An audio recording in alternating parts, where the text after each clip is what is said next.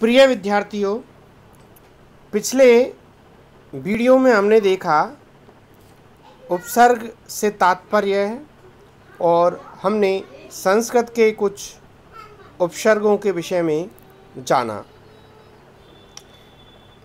इस वीडियो में भी हम संस्कृत के कुछ उपसर्गों के विषय में जानेंगे और उनसे शब्द निर्माण की प्रक्रिया कैसे होती है इस बारे में जानने का प्रयास करेंगे।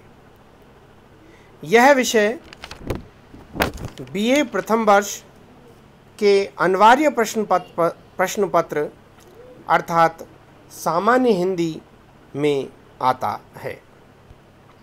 मैं डॉक्टर बालकृष्ण शर्मा, सहायक आचार्य हिंदी, MSJ कॉलेज भरतपुर। आज विद्यार्थियों हम संस्कृत का एक उपसर्ग है अप, जिसका अर्थ होता है बुरा या विपरीत। विद्यार्थियों,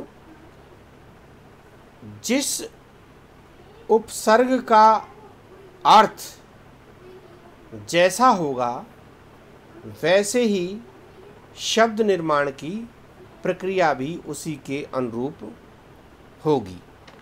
जैसे अप का अर्थ है बुरा या विपरीत, तो इससे बनने वाले सारे जो शब्द होंगे उनमें शब्द निर्माण की जो प्रक्रिया होगी वो उसी के अनुरूप होगी। जैसे अपकार, अपशगुन, अपमान, अपयश, अपकीर्ति, अपराध, अपशब्द, अपवर्तन, अपव्यय, अपेक्षा, अपांग, अपंग। अपांग का अर्थ होता है आँख की कोर, जबकि अपंग का अर्थ होता है किसी अंग से रहित। विद्यार्थियों, अप जो शब्द है संस्कृत का जो उपसर्ग है, इससे बनने वाले जो सभी शब्द हैं इनका अर्थ नकारात्मकता में ही ग्रहण किया जाता है, क्योंकि इसका अर्थ ही बुरा या विपरीत है। अगला उपसर्ग है संस्कृत का अपि। अपि का अर्थ होता है भी। अपि तू, अपि धान। अपि धान का अर्थ होता है ढक्कन। अपिहित यानी ढका हुआ। अगला संस्कृत का उपसर्ग है अभि।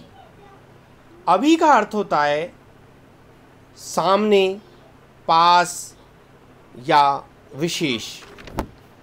इससे बनने वाले जो शब्द हैं वो हैं अभिभाषण, अभि प्लस भाषण, अभिवादन, अभि प्लस वादन, अव्यागत। इसमें 3 शब्द मिलकर यह शब्द बना है अभि प्लस आ प्लस गत।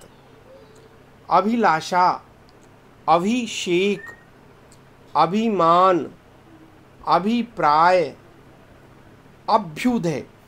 विद्यार्थियों, अभ्युदय भी उपसर्ग प्रत्यय प्लस शब्द के योग से बना है।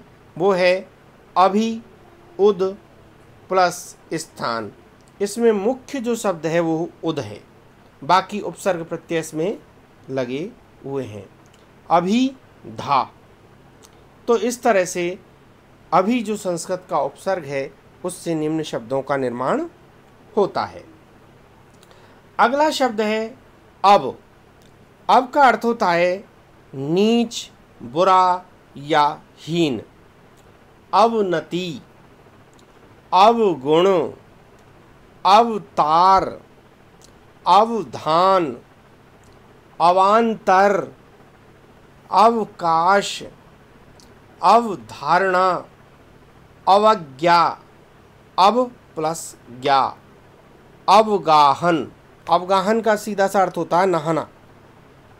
तो विद्यार्थियों, अब उपसर्ग से निम्न शब्दों का निर्माण होगा।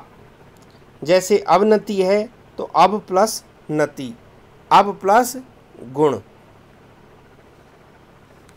अगला उपसर्ग है इसी श्रेणी का संस्कृत के उपसर्गों में आ, जिसका अर्थ होता है तक या इधर से। आ जन्म, आ प्लस जन्म, आ मरण, आ प्लस मरण। तो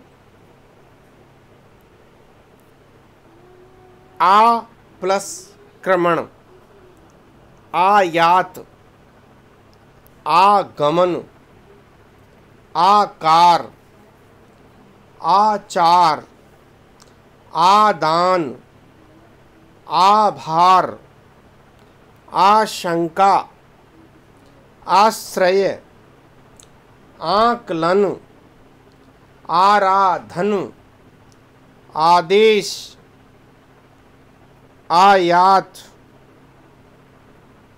तो इस तरह के जो ये शब्द हैं, इनका निर्माण आ उपसर्ग से हुआ है। विद्यार्थियों, जैसे एक शब्द है इसमें आमरण, आ प्लस मरण। आ उपसर्ग का हमने अर्थ देखा तक या इधर से। तो यहाँ पर जो अर्थ होगा मृत्यु पर्यंत तक आमरण, यानी मृत्यु पर्यंत तक, क्योंकि आ का अर्थ ही यहाँ पर क्या है उपसर्ग में, तक। ठीक उसी प्रकार आ जन्म अर्थात पूरे जीवन पर्यंत। तो इस तरह से इन शब्दों के निर्माण की जो प्रक्रिया है वो चलती रहती है। विद्यार्थियों, इस वीडियो में बस इतना ही। अगले वीडियो में फिर हम संस्कृत के कुछ उपसर्ग हैं उनको लेकर के आएंगे और उनसे हम शब्द निर्माण की जो प्रक्रिया है उसको जानेंगे और आगे बढ़ेंगे। धन्यवाद।